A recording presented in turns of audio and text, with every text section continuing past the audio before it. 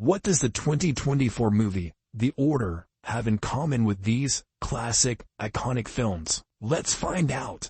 And here we go. In every revolution, someone has to fire the first shot.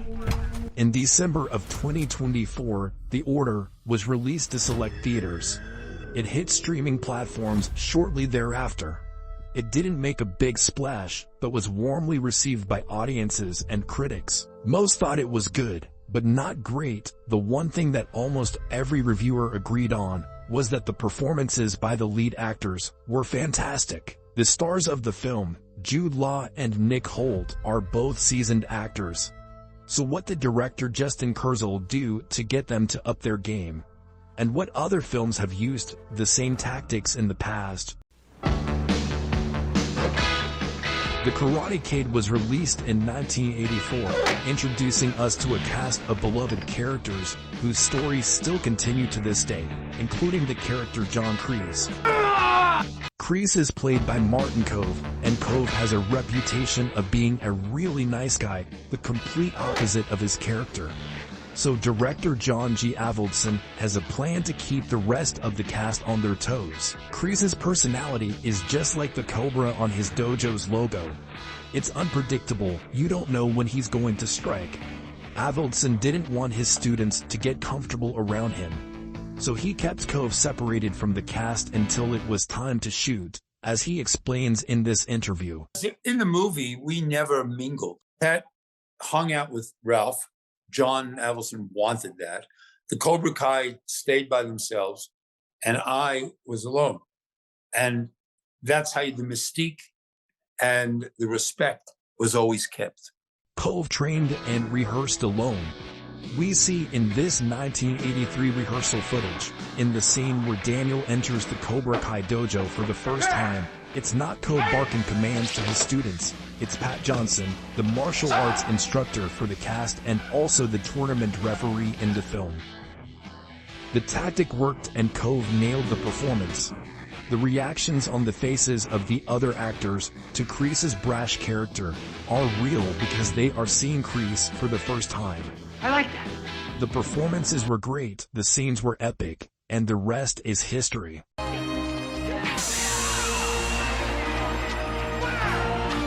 In 1995, one of the best thrillers of the 90s was released.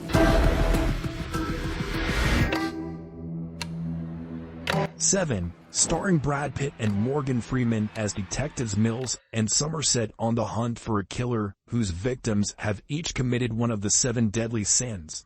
In one of the most terrifying scenes in the movie, the detectives have a lead on the location of their suspect. Mills and Somerset race to a dilapidated apartment building and follow the SWAT team inside. The team is led by SWAT Commander California, played by actor John C. McGinley. I beg your pardon? When setting up the scene, director David Fincher told the actors that SWAT would breach the door and discover the victim on the bed. Fincher told McGinley that under the covers was going to be a prop doll of a corpse-like figure. He lied. Under the covers was actor David Reed McKay. McKay weighed only 96 pounds. He played the Monopoly Man in Ace Ventura: When Nature Calls, and he was the small version of Bane in Batman and Robin. Ah, yes! Fincher knew that to get the reaction he was looking for, it had to be real. McKay was small enough for McGinley to believe it was a doll under the covers. So when McGinley leans in close to deliver his line, and McKay coughs in his face, the reaction is real. It scared the crap out of McGinley, and they got the shot in one take.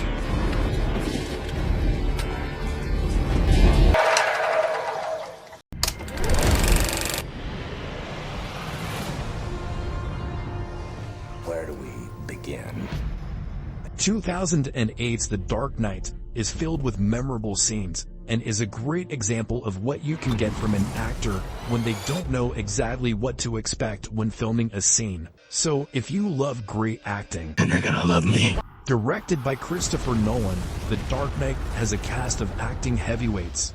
By now, everyone is aware of Heath Ledger's performance as the Joker. What you may not know is who's responsible for the Joker's terrifying look.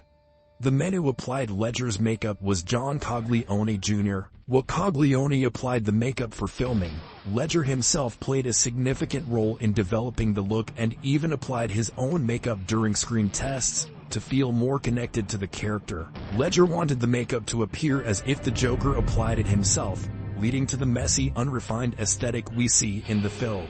In the party scene, Bruce is throwing a fundraiser in his penthouse for Harvey Dent, and the Joker is going to crash the party. He will enter via the elevator and it's Alfred's job to greet the guests. Alfred is played by living legend Sir Michael Caine. The scene calls for Caine to approach the elevator doors, and when the elevator opens, he says his line, but what was the line? We have no idea. As Caine has recounted in interviews, shooting this scene will be the first time on set that he will see Ledger in full makeup. And when those doors open, Caine is so shocked by Ledger's appearance that he completely forgets his line. The reaction he gives is of real shock, and it was so authentic they kept the very first take and used it in the film. As we just saw, when actors don't know exactly what's coming, is when you get the most realistic scenes. While shooting The Order, Jude Law and Nick Holt were kept separated from each other while on the set. That way, while shooting this scene of the characters meeting for the first time and feeling each other out, it really is people meeting for the first time, sizing each other up. The actors didn't know what they were going to get from each other, and it works to really build tension. To what? They like the fresh air. They smell you coming from miles. That's so? If you made it this far, I really appreciate you watching. I would also be grateful if you could like the video and subscribe to the channel. Thank you very much.